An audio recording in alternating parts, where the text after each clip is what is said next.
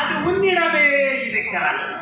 அப்பொன்னை உன்னை அறியாமல் என்னால் மறைப்பிக்கவும் முடியும், மாற்றி வைக்கவும் முடியும்.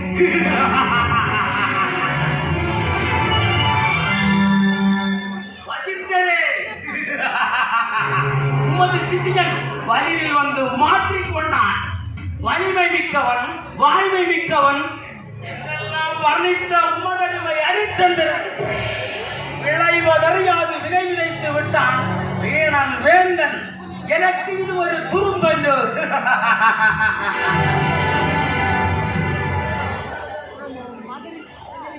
என்னுடைய முதல் திட்டம் இறந்து கேட்டேன், இன்னவன் பரிந்தே கட்டான். ஆம், மறுதிட்டம் அழிப்பு. நாடு நகரம் கூட்ட கோபுரம் யாவும் ஒழிப்பு. சிதைந்து ஓடும் மக்கள் கூட்டத்தினரின் விழிப்பு. விரைந்து வரும் ஹரிச்சந்திரனின் திகைப்பு. இதையெல்லாம் பார்த்து மகிழும் எனக்கு இதையெல்லாம் பார்த்து மகிழும் எனக்கு ஒரே சிரிப்பு.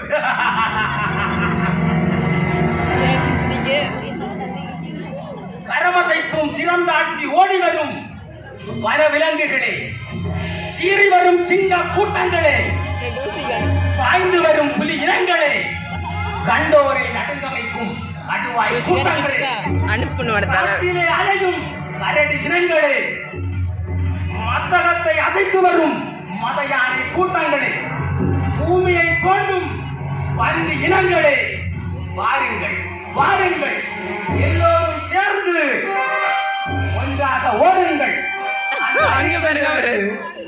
வீடு, வாசல், தோட்டம், துறவு யாவற்றையும் அழைத்து விடுங்கள்.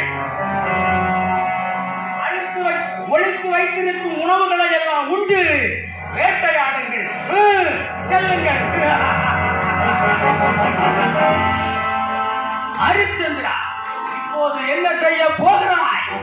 மண்ணுயிரையும் தன்னுயிராய் நேசிப்பியாமே, அதையும் தான் ஒருகை பார்த்து விடுகிறேடா.